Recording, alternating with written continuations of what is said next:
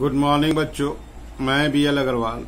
आज आप लोग को इस लेक्चर में फिनेंशियल अकाउंटिंग का एक चैप्टर कंसाइनमेंट अकाउंट का एक प्रॉब्लम सोल्व करके समझाने का कोशिश करूंगा। कंसाइनमेंट अकाउंट में लेजर अकाउंट कैसे बनता है, कौन कौन सा लेजर बनेगा, ठीक है। लेजर अकाउंट बना के आपको दिखाने का कोशिश करूंगा। चलिए चलते हैं प्रॉब्लम की तरफ, ठीक है। ये देखिए आपके सामने एक प्रॉब्लम रख दिए।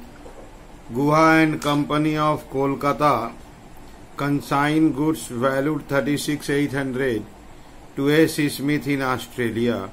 यहाँ पे कंसाइनर गुहा एंड कंपनी हुआ।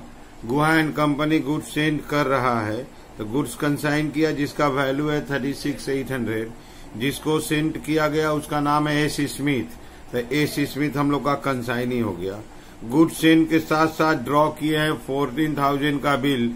This is advance received from consignee. Bills receivable मिला 14,000 का, और एक ट्रांजेक्शन दिया। इस बिल को हम लोग डिस्काउंट करा लिए 13,800। 200 रुपया हम लोग का डिस्काउंटिंग चार्ज आ गया। गुहा एंड कंपनी जब गुड्स भेजा है तो गुहा एंड कंपनी का एक्सपेंस है फ्रेट और इंश्योरेंस। जब हम लोग गुड्स सेंड करेंगे तो कुछ न कुछ तो एक्सपेंस करना ही होगा, एटलीस्ट फ्रेट और इंश्योरेंस के नाम से खर्चा करेंगे। तो ये इन्फॉर्मेशन कंसाइनर की तरफ से हो गया। इसमें गुड्स सेंड मिल गया, एडवांस मिल गया और प्लस एक्सपेंस मिल गया।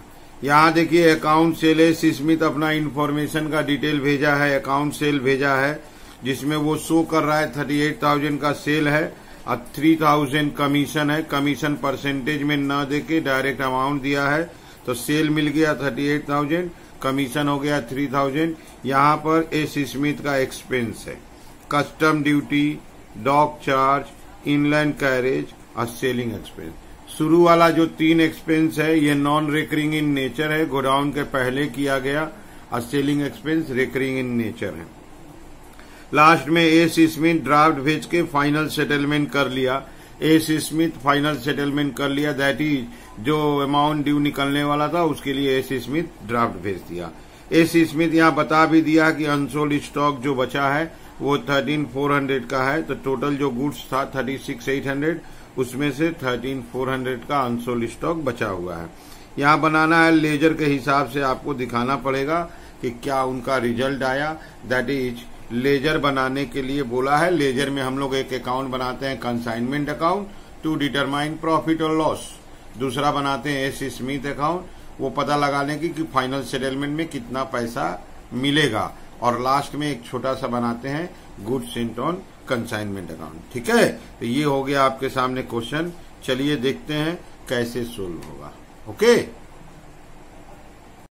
ये रख दिया आपके सामने format in the books of Guha and company. पहला अकाउंट कंसाइनमेंट बनता है, तो कंसाइनमेंट अकाउंट जर्नल एंट्री के हेल्प से बनाएंगे। सबसे पहले गुड्स सेंड था 36,800 का, गुड्स सेंड करते हैं तो एंट्री होगा consignment account debit to goods send on consignment account. उसका अमाउंट था 36,800। यहाँ छोटा सा डैश देके हल्का सा इंफॉर्मेशन डाल देते हैं गुड्स सेंड। जब हम गुड्स सेंड किए हैं, कंसाइनर हैं, तो हमको गुड्स सेंड के साथ एक्सपेंस करना होगा। फ्रेट के नाम से और इंश्योरेंस के नाम से खर्चा आया था, एंट्री होगा consignment account debit to bank account. खर्चा था फ्रेट और एक खर्चा था इंश्योरेंस। फ्रेट के नाम से 3,600 और इंश्योरेंस था 2,000, दैट इज 3,600 और 2,000, ये हो गया 5,600। अब तो आप पोस्टिंग का बात करते हैं। कंसाइनमेंट में लिखे हैं टू गुड्स सेंड, तो गुड्स सेंड अकाउंट में बाई होगा। हम लोग गुड्स सेंड अकाउंट बनाते हैं। ये देखिए आपके सामने गुड्स सेंड अकाउंट है, इसमें लेके चले जाते हैं बाई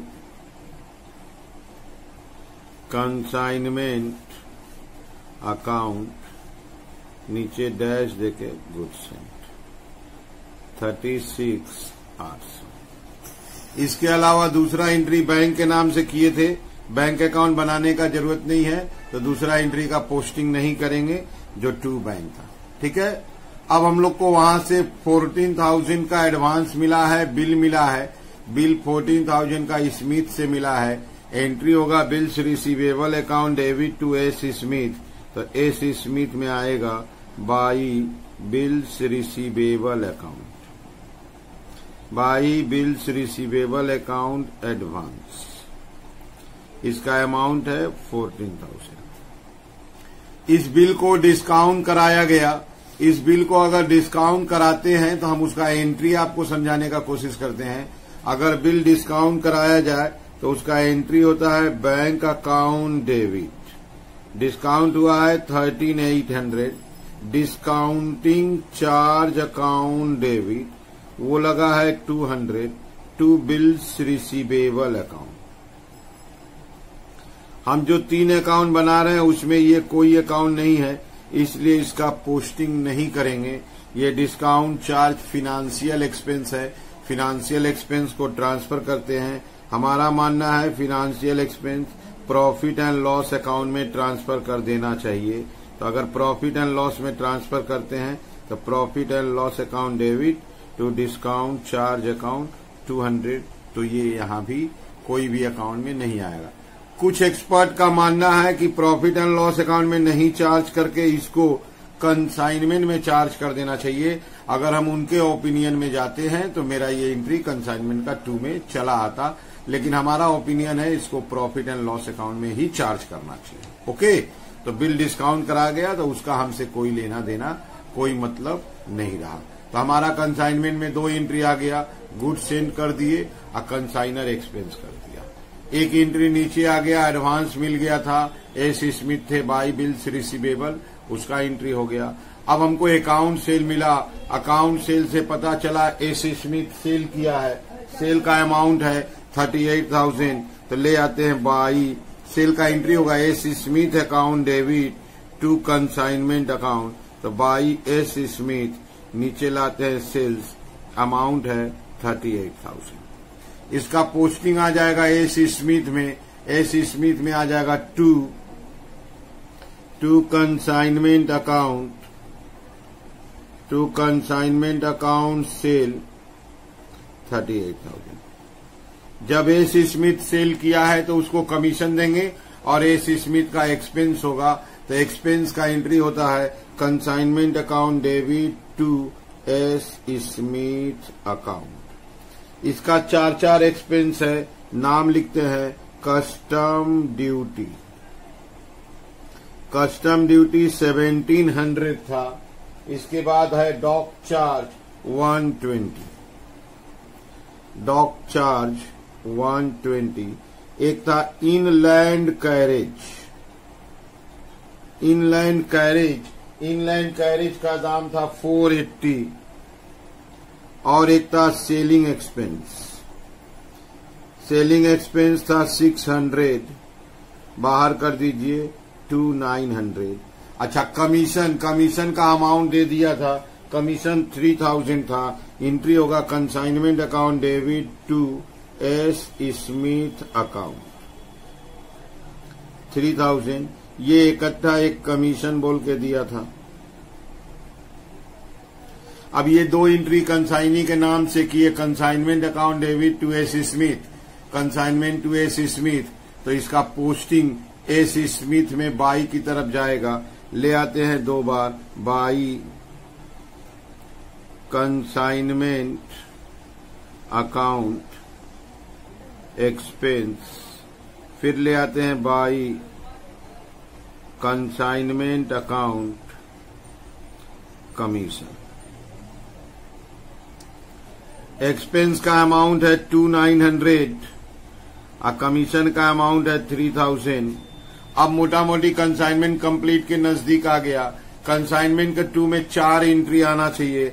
2 गुड्स सेंट आया है, कंसाइनर का एक्सपेंस 2 बैंक, कंसाइनी का एक्सपेंस कंसाइनी के नाम से, अब कमीशन 2 में आएगा कंसाइनी के नाम से। अब बाई में सेल्स, ये देखिए रिकॉर्ड हो गया है। इधर 4 चीज आता है जनरली, इधर 2 आएगा। लास्ट वाला आइटम आएगा by stock on consignment account, कहलाएगा अनसोल्ड स्टॉक। और अनसोल्ड स्टॉक के लिए हमको वर्किंग करना होगा।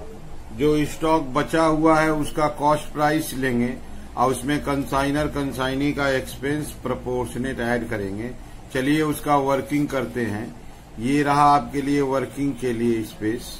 यहाँ आते हैं statement of unsold stock, working show करते हैं।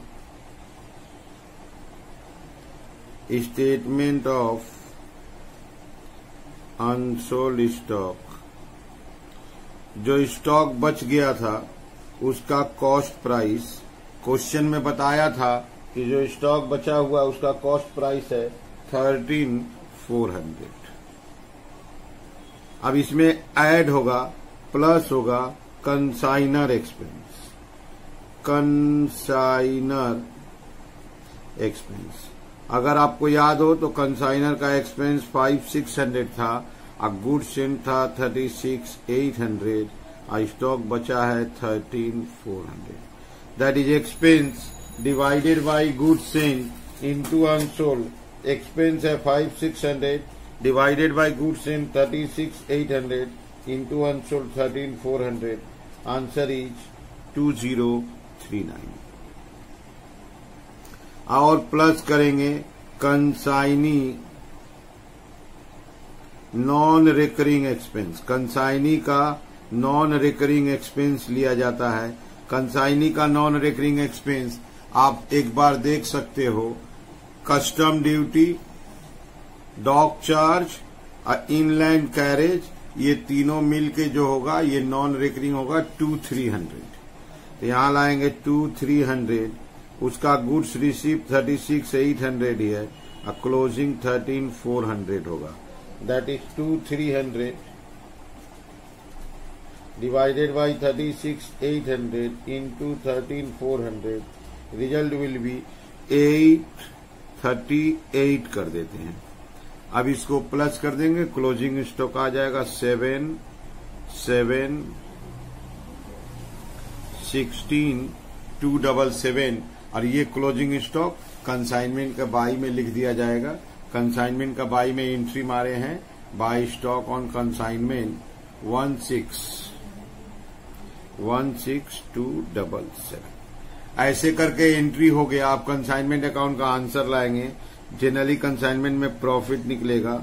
क्रेडिट एड डेबिट लेस करेंगे to profit and loss account, profit on consignment.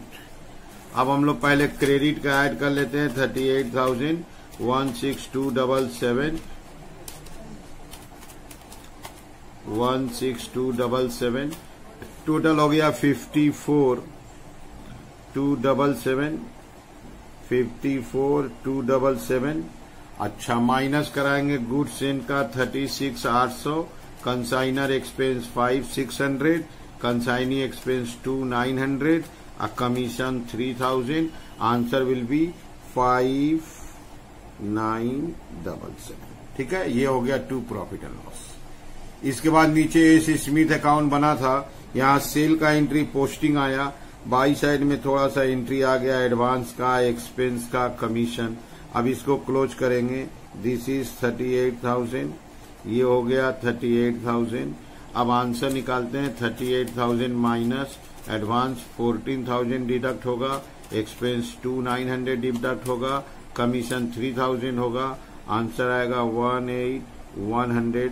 बोला है वो ड्राफ्ट दे दिया, इसलिए एंट्री होगा by bank account final settlement. Clear? तो ये भी अकाउंट क्लोज हो गया। और एक छोटा सा अकाउंट हम लोग बनाए थे गुड्स सेंट, जो पहला ही एंट्री वहां गया था, गुड्स सेंट ऑन कंसाइनमेंट। अब हम लोग उस अकाउंट को भी क्लोज कर देते हैं। आखिर जो हम लोग गुड्स सेंट किए थे, हम लोग के पास वो गुड्स कहां से आया था, तो हम लोग उसको परचेज करके लाए होंगे। तो 36,800 को क्लोज कर देते हैं to purchase account transfer 36,800। Clear? तो ऐसे करके तीनों अकाउंट क्लोज हो गया। कंसाइनमेंट अकाउंट से प्रॉफिट या लॉस निकला, कंसाइनी अकाउंट से फाइनल सेटलमेंट और गुड्स एंड को परचेज से। सबसे इंपॉर्टेंट होता है अपना क्लोजिंग स्टॉक का वर्किंग। ओके, उम्मीद करते हैं आप लोग को समझ में आ रहा होगा। वीडियो पॉज कीजिए, क्वेश्चन को पहले नोट डाउन कर लीजिए, साथ साथ बनाइए, देखिए आपको 100% समझ में आ जाएगा। ठीक है? Okay, thank you, bye.